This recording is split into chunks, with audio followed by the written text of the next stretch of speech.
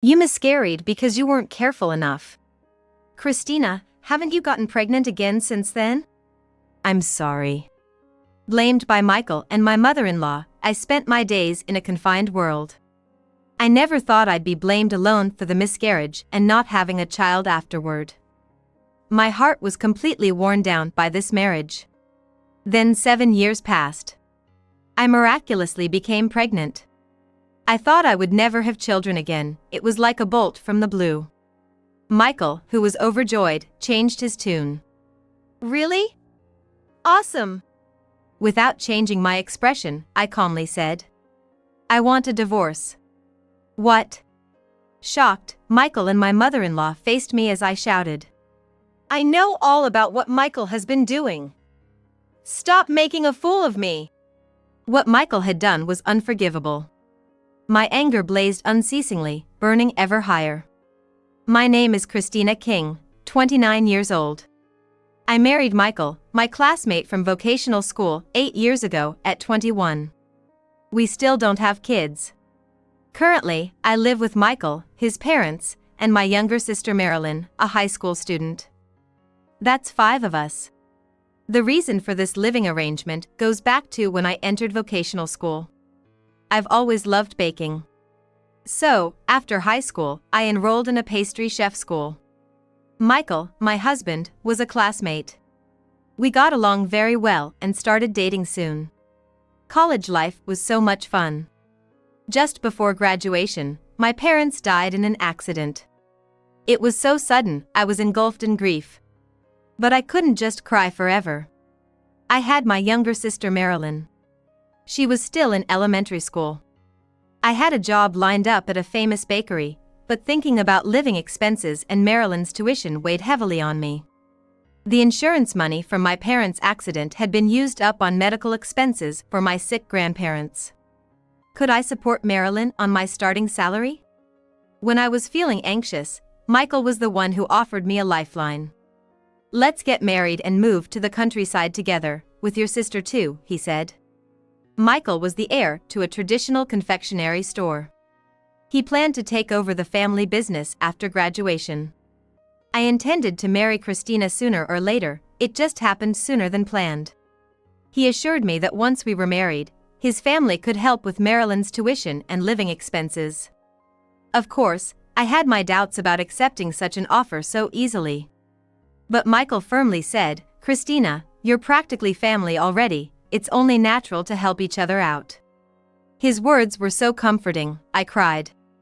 I declined my job offer and became part of the Michaels family. Michael's family lived in the countryside. The traditional confectionery shop run by my in-laws, King, is a long-established business dating back 140 years. In the local community, it was a beloved shop known to everyone. My in-laws welcomed me and Marilyn warmly. I felt safe with them. They even promised to support Marilyn's education and living costs.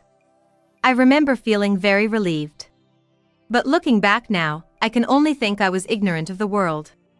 I had been thinking naively. I had no idea that marrying into this family would change my fate so dramatically. After marrying Michael, I worked at the confectionery daily. Mostly, I helped my mother-in-law with ordering supplies and managing expenses. Only my father-in-law and Michael actually made the confections. During busy times, some male part-timers from a confectionery school would come to help. It's not that I'm dissatisfied with my current job. But I graduated from a patisserie school. Yet, I haven't made a single confection. I want to work in the kitchen too. Even just to help with preparations. When I tell Michael this, he just says, well, maybe someday, avoiding a clear answer. I felt a bit frustrated, but I had no choice but to comply. As time went on, I got pregnant. 4 months in, we found out it was a boy. Michael and my in-laws were overjoyed. I was happy too. One day, when I was feeling uneasy, I started experiencing stomach pains from the morning. I had a bad feeling about it. I rushed to the nearby OB/GYN. The doctor, who had been taking care of the King family, was recommended to me by my mother-in-law, and I had been visiting here. the elderly doctor began with, "I'm sorry to say." Then slowly, he announced, "You've had a miscarriage." My mind went blank. Stunned, I underwent the necessary procedures and returned home. Could there be anything more heartbreaking? When Michael asked, "How did it go?" I reported back to him through tears. That's when Michael's attitude changed. "What? You had a miscarriage? Why?" "I don't know. There can be many reasons for a miscarriage, they couldn't pinpoint one." "What? Isn't it because you weren't careful enough?" I was shocked by Michael's angry response. I thought. I was expecting comfort, but his reaction was unexpected. I couldn't believe what he said, and as I stood there dumbfounded. My mother-in-law also arrived upon hearing the commotion. "That's right, Christina. It's a shame, expected a boy, and you miscarried. You've let us down." "I didn't. Don't you know? You're supposed to bear a male heir for the King family. If you can't do that, you have no place here." My mother-in-law said this with a terrifying look and returned to her room. I never expected to be spoken to like this. The shock of the miscarriage and the harsh words left me stunned. It took me a long time to recover. Not a single word of sympathy from Michael or my mother-in-law. Instead, they hurled even more bitter words at me. "Geez, how long are you gonna keep that gloomy face? Just forget about it already. If you have time to be down, start thinking about the next child. Make sure a safe delivery of a boy this time." My father-in-law was silent, but it was clear he agreed with them. Their looks towards me became harsher. After the miscarriage, I felt like I was walking on pins and needles in this house. It wasn't my fault I miscarried. The cause was unknown. I explained this over and over, but they insisted it was due to my poor health or behavior. I couldn't believe it. In this day and age, to think such people still exist. Sure, for self-employed families, having an heir might be important. But the King family's obsession was bizarre. I think the gender of the child shouldn't matter, but Michael and his parents were desperate for a boy. Scarily so. However, the real horror was yet to come. After that, I couldn't get pregnant for a while. Each time, Michael and his parents grew colder. "How many months has it been since then, and you're still not pregnant?" "I'm sorry." I was saddened by my mother-in-law's heartless words. She had been so kind at first, but now she had completely changed, a total 180. Michael was the same. He joined in belittling me. A boy or a girl, it should be a precious child. Michael always said, "Make sure you give birth to a boy." He said it was for the sake of the King family's legacy, but it's absurd in this day and age to insist that the heir has to be a boy. That's what I think, but under their cold stares, I often felt down. I have to have a boy. I researched infertility. It can be caused by men too, not just women. With that in mind, I suggested that Michael should also visit the OBGYN with me. But he opposed it fiercely. "Why should I go to an OBGYN? It's your fault we can't have kids." Michael and his parents seemed to think it was my fault. Disappointed, I fell back into a gloomy routine. The only time I felt at peace was when I was with Marilyn. With no parents, I'm practically a parent to her. After work, I'd listen to her school stories every day. Sometimes I'd help her with homework or play with her. Marilyn always looked up to me, calling me big sister. She came to a strange land with me, never complained, and tried her best to adapt. Marilyn was my emotional support. On the other hand, my in-laws' attitude remained the same. I had suggested infertility treatments like in vitro fertilization, but they just gave me suspicious looks. To get pregnant through such a mechanical method is unacceptable. It must be a natural pregnancy, no less. That's my mother-in-law's catchphrase. The family that runs the traditional shop, which had been passed down through generations for a long time, but the people of the King family had outdated ways of thinking. I sighed. It's too unfair to blame me alone for not having a child. I even consulted with the OBGYN. But the doctor, who's been with the King family for a long time, shared a similar view to my mother-in-law. We are strictly aiming for natural conception. We don't do in vitro fertilization, so you'll have to go to a city hospital for that. The city hospitals are too far to realistically go from here. I'm at a dead end. Unexpected stress started affecting my body. I began to experience irregular menstrual cycles, making it even harder to conceive. Then, one day it happened. I was about to go to sleep and looked at the clock. It was 11 p.m. Michael must be coming home late again. A few times a week, he comes home late. Because of preparations for the next day. I was told to go to bed first, so I had already gone to my bedroom. That night, I went to bed early. But for some reason, I couldn't fall asleep. I got up to drink some water. And passed by the living room.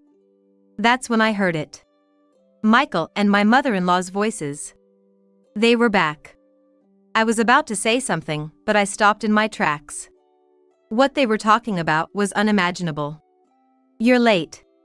Can't help it, she wouldn't give it back. She kept asking when I'd leave my wife. I told her I'd think about it if she had a boy. Just a routine task for me to plant my seed in other women, but they take it seriously, annoying really. I had hopes when she got pregnant last time. A girl was a disappointment. Well, if it doesn't work out, we'll look for someone else. Yeah. The Kings need a boy, not a girl. And since she miscarried the boy, and hasn't been pregnant since. If she gives birth to a boy, you should leave Christina. Of course. I couldn't understand what they were talking about. It seemed from the conversation that Michael was cheating.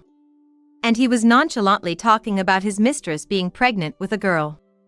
I felt my legs shaking. Is this a dream? They both wanted a boy. To the extent of cheating, or rather, treating it like a task. I was so shocked, I had to leave the spot.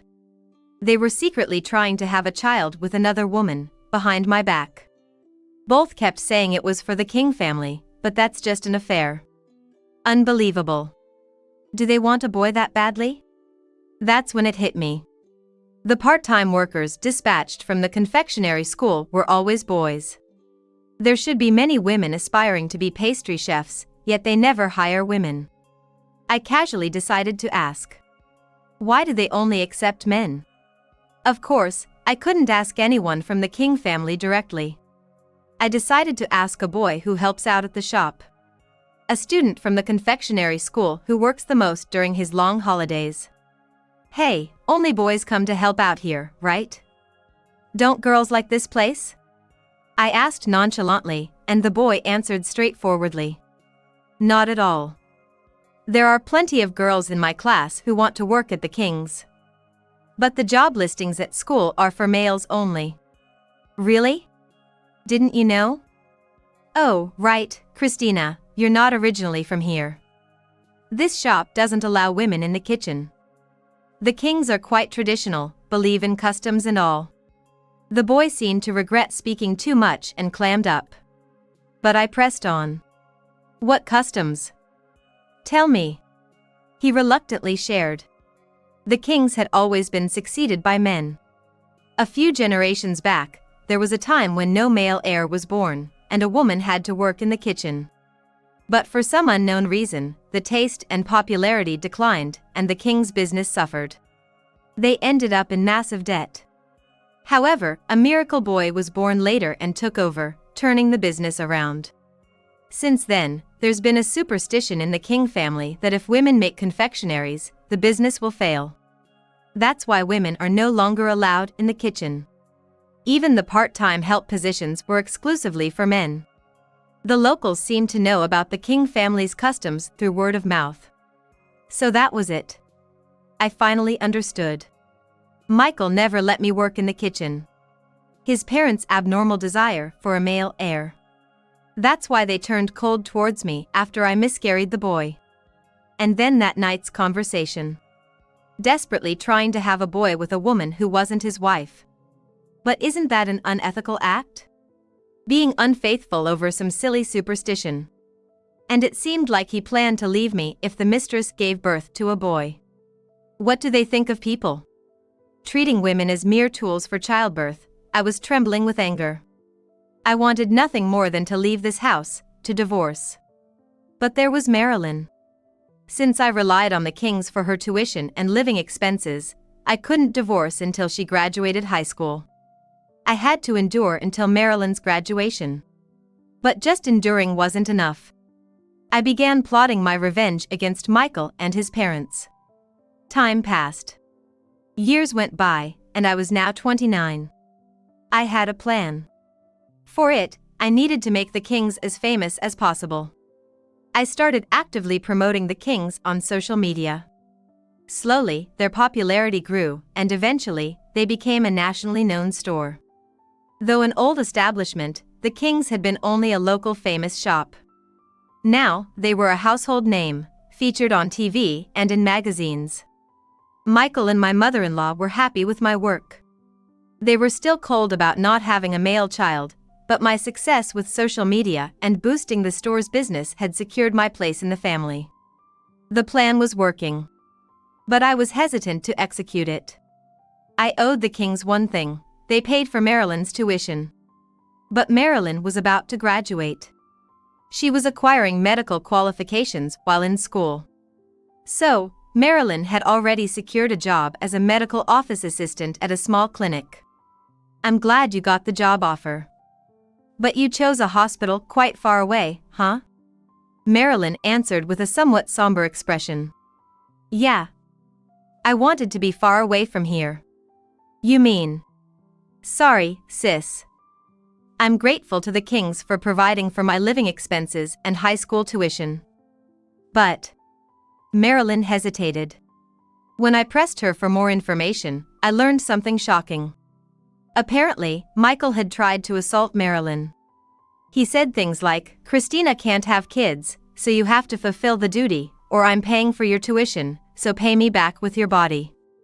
Thankfully, he was drunk at the time, and she managed to resist and avoid it, but the next day, he warned her, "Don't tell anyone about last night." I felt dizzy. Marilyn had kept quiet about it, considering my position. She had long known I was being blamed by them due to my infertility. Finally, when I graduate high school, we can get away from the Kings. You don't have to stay here and suffer because of me. I'm sorry for making you endure all this. Marilyn spoke through tears. No, I should apologize for putting you through this. If I had seen Michael's true nature earlier. I apologized to Marilyn, crying. Unforgivable. A fierce flame of anger rose within me. It was one thing for them to involve me, but to involve Marilyn too. The Kings used the fact that they were paying for tuition and living expenses to torment us. I had been thankful and grateful when they said they would take care of Marilyn. But now, it felt like they had said it just to tie me to the Kings. I couldn't take it anymore. I had to divorce immediately.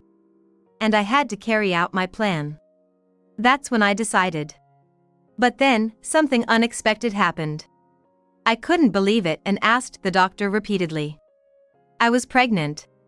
Ever since I found out about Michael's infidelity, being intimate with him was a torment.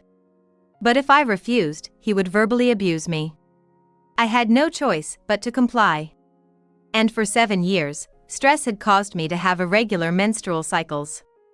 I thought I couldn't have children, but the irony was that the moment I decided to divorce, I got pregnant. But my decision remained unchanged. I resolved to announce my pregnancy. Michael was surprised, then delighted. He suddenly started praising me. Wow, pregnant! That's great! What's the gender? Tell me quickly! It's too early to know, it's still the beginning. That's right. We can't be sure yet. It has to be a boy. It seemed my mother-in-law had been listening to the conversation. That's right. Let me know as soon as you find out. They were as selfish as ever. Without changing my expression, I said calmly. I want a divorce. What? Michael and my mother-in-law were shocked. I glared at them and let it all out. I know Michael has been cheating for years. No matter how desperate you are to have a boy, it's not excusable. Stop making a fool of me. I have solid proof of your infidelity. After that, I followed Michael when he came home late.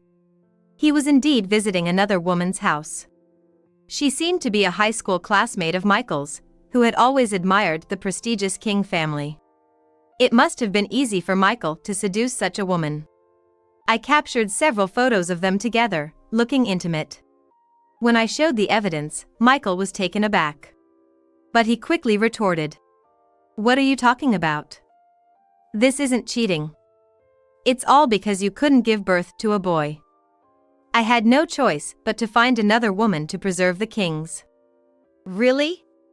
And assaulting Marilyn was also unavoidable? Well, that. Michael was at a loss for words.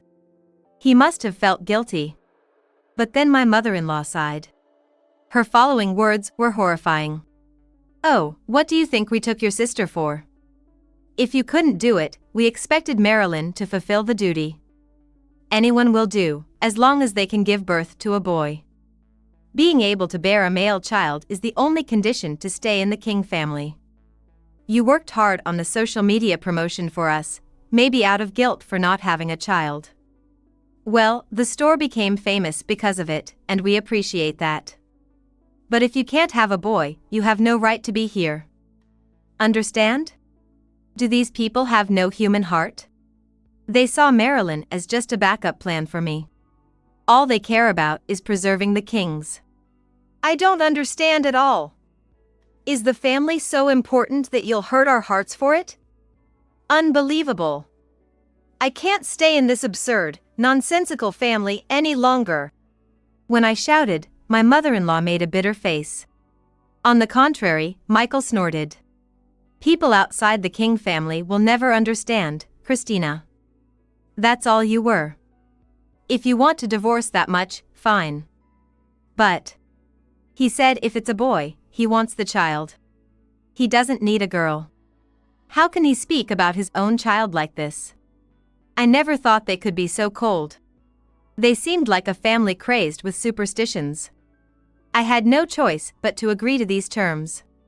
In return, if the child is a girl, they have to promise never to involve themselves with me again. And so, I was finally able to divorce Michael. On the day I left the King family, I was packing my things.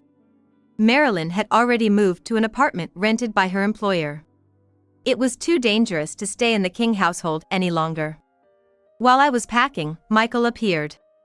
Hey, isn't it time to find out the baby's gender? Go to the hospital quickly. Even at this time, he's worried about that. I despised him. But I wouldn't have to come here anymore. As a final goodbye, I went to the usual OBGYN. The elderly doctor quickly diagnosed, it's a girl. Their faces, when I told them, were as if to say, see, I knew it.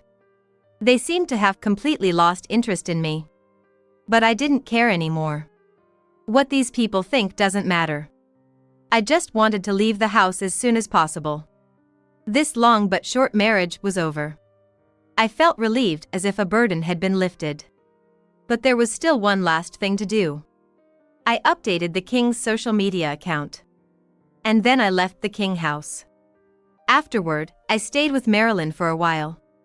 Just to be safe, I had informed her workplace that I would be living with her. The clinic director, knowing our situation of having no parents, readily agreed to let me stay. I was grateful for that. Then one day, my phone vibrated intensely several times. It was an angry call from Michael. Hey, Christina! What have you done? I knew the reason for his anger. The last post I updated detailed all the wrongdoings of the Kings. Their detestable customs and Michael's cheating habits. It spread everywhere, appearing in all sorts of media. As the Kings had become a famous store, they were featured prominently on TV news and the internet. They were being bashed relentlessly. If it had been just a small countryside confectionery, it wouldn't have blown up this big. I had ostensibly worked on social media to make the Kings more prosperous and famous. But my true intention was different. If you're to drop someone down from a mountain to the valley, it's better to make the fall from the highest, all at once. That's why I raised the king's fame. I successfully marketed them into a fame unusual for a countryside confectionery. When the time was ripe, I dropped the bomb. I thought we agreed you wouldn't involve yourself with me anymore. I retorted calmly. Yeah, but... Stop being deluded by silly superstitions and treating people like fools with your outdated thinking. You're scum. Get bashed by the public and reflect on your ridiculous actions, I said forcefully and hung up the phone. Shortly after, I went into labor. Fortunately, the clinic where Marilyn worked was an OB/GYN, so I had been attending there. And when I gave birth, it turned out to be a boy. The diagnosis of the country doctor was wrong. Apparently, it's possible to mistake a girl for a boy due to the position of the umbilical cord. But the doctor chuckled. Normally, it's clear enough not to make such a mistake. That doctor was the longtime physician for the King family. Perhaps after years of accommodating the Kings, his skills had dulled? I thought so, feeling fortunate amidst the misfortune. Anyway, if the Kings knew this child was a boy, they would do anything to take him back. I decided to keep silent. The baby's name is Ray. I chose a gender-neutral name for Ray, just in case the Kings ever found out. Ray grew up blissfully unaware of the adults' issues. Meanwhile, the scandal of the Kings didn't die down. Their thoroughly outdated custom of excluding women. Michael's numerous affairs, all excused by succession. These became perfect fodder for a scandal-hungry public.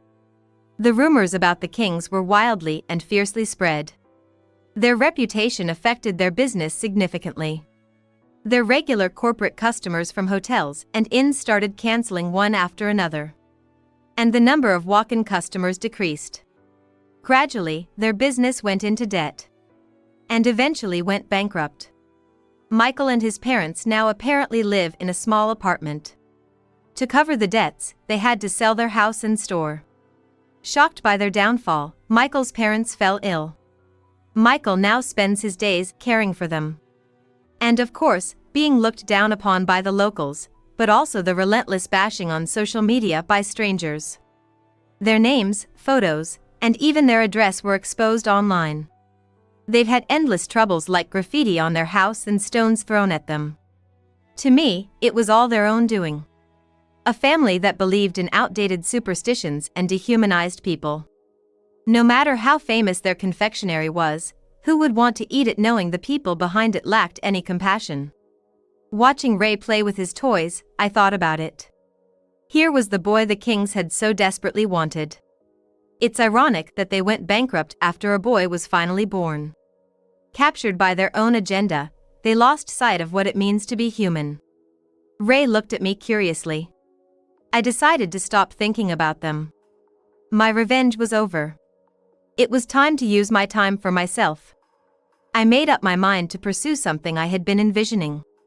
As time passed, Ray entered elementary school. At the same time, I decided to rent an apartment. I couldn't keep staying in Marilyn's workplace apartment forever. Besides, I had received a substantial amount of money. I had become a pastry chef, making my own cakes. I rented a small shop to sell them. At first, they didn't sell much, but gradually they became popular through word of mouth. From there, corporate customers like nearby hotels started increasing, and my business got on track. That's why I was able to plan for renting an apartment to live with Ray. I was so happy to be working as a pastry chef again. After all, I hadn't made sweets for a while since marrying into the Kings. But when I made sweets again and saw Ray's smile, my old passion was rekindled. I wanted to make my own sweets again. To see the smiles of people eating them. That was my original starting point. I remembered that. Imagining the smiles of those who eat my creations. That gives me more strength than anything. I may not become as famous as the Kings, but that's okay.